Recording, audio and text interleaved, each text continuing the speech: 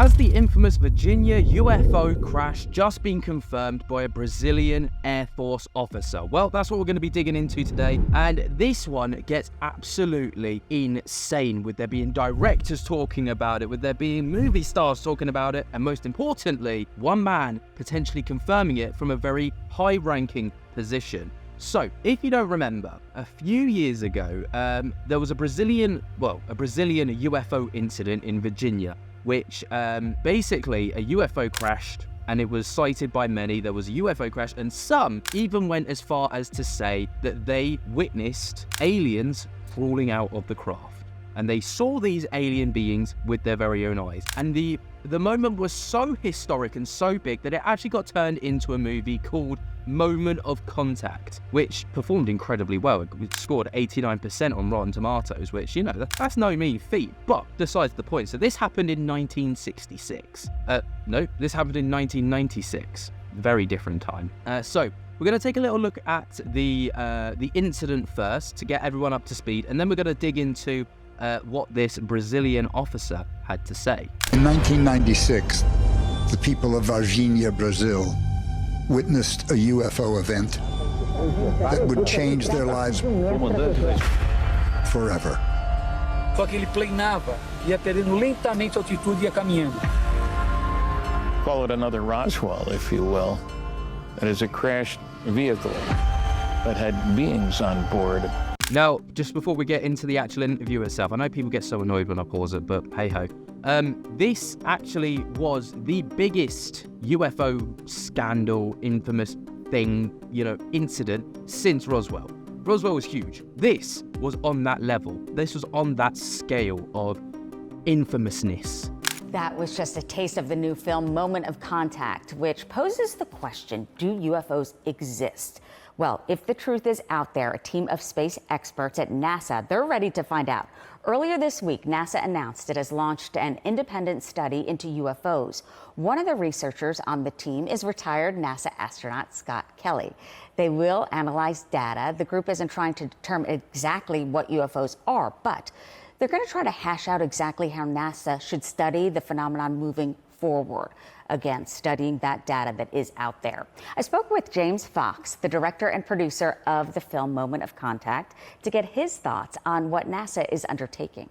Now, James Fox's take on all of this is, you've got to remember that this guy is literally making a movie out of this. So, there's profit to be made on his end. So, take with what he says with a pinch of salt, because, of course, he's going to be backing this to the hill because his movie depended on it.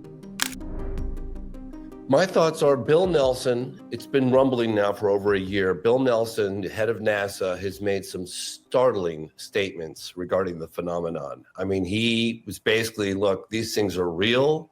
We don't know what they are. We should find out.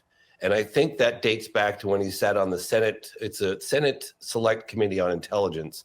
As a senator, he was debriefed, I'm told, stuff that remains classified. And so I'm a little disappointed that NASA is not going to have access to the classified information, because when I met with Senator Harry Reid, the former Senate Majority Leader, he told me that what's been released he told me this on camera, what's been released is only the tip of the iceberg. Now, that's a very important point to talk about there, because this whole NASA talking about it, this isn't new. This went on about a year ago, maybe 2 years ago, that they started doing this. But more recently, we've obviously got the Arrow division, AARO. Can't remember what it stands for. I never can, but that doesn't matter. But, they are also not allowed to dig into classified files, very similarly to this NASA task force. Even though it is their job, they were literally created, this division was created to look into UAP phenomena and UAP sightings, but they're not allowed to backdate to previous classified cases. So that would include Roswell, that would include this one here, that would include basically anything that's absolutely huge that is remained behind this confidential wall. The classified stuff is the most compelling evidence, and that's the stuff that we'd really like to see. So in 2022, are you thinking to yourself, in the general population, it's about time that this is happening? And do people call you, friends, colleagues, and say, we knew this was coming, where we are now? Well, you know, surprisingly, I never thought, I couldn't imagine that we would be discussing, you know, potential UFO crashes and recovery of bodies and debris, and close encounters of the third kind. But I'll remind the audience that the United States Air Force in the 50s and 60s, with the help of Dr. J. Allen Hynek, who was their scientific advisor, classified UFO reports is classified as close encounters of the first kind when someone reports a UFO, close encounters of the second kind when someone reports a UFO and that UFO interacts with the environment. Very similar to what happened in 2004 with the Nimitz case off the coast of San Diego, where pilot David Fravor for the Navy described seeing this thing with 3 other pilots, recording it on his cockpit recording devices, and picking it up both on airborne radar and ground-to-air radar.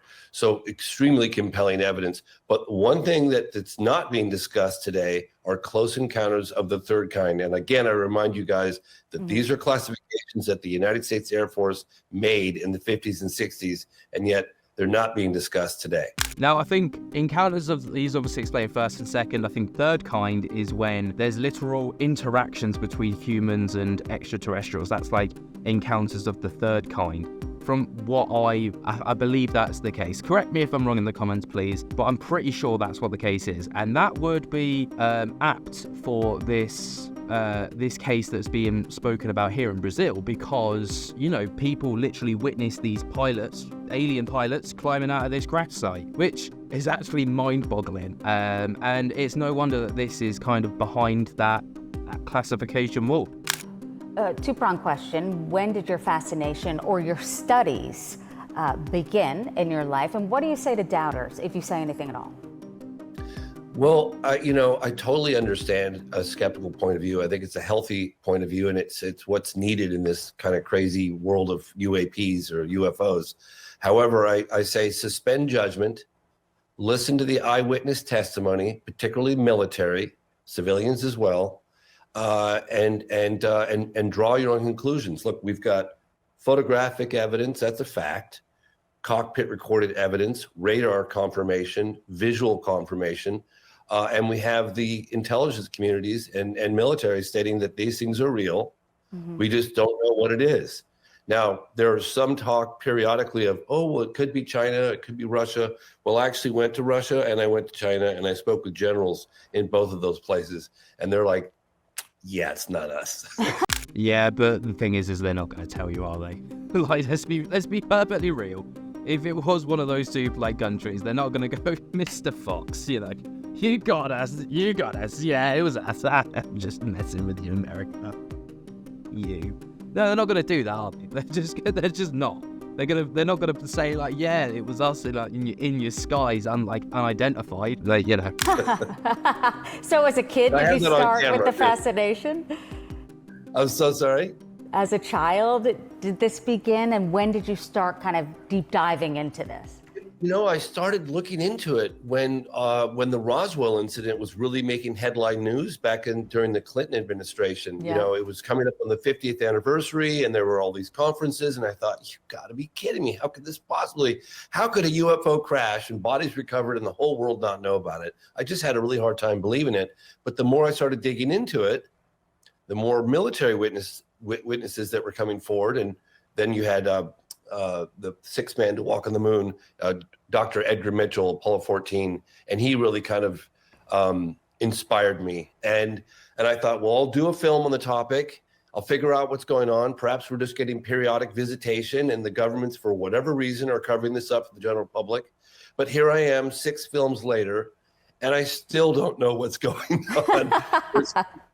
There's clearly objects of unknown origin that are whizzing around with impunity. They exhibit a technology that is far beyond anything that we have. I mean, listen to David Fravor describe a cat and mouse chase with this thing. A tic-tac with no wings, no tail, no visible means of propulsion, the ability to hover, accelerate from a standstill to out of sight in the blink of an eye, and do right-angle turns at high speeds.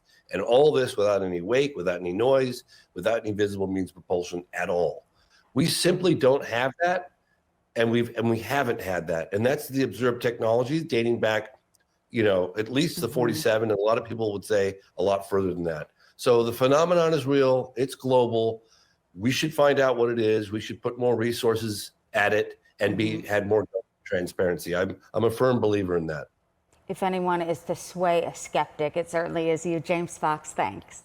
Right, so there it is. If, obviously, you know, he then went on to make a movie about this whole incident.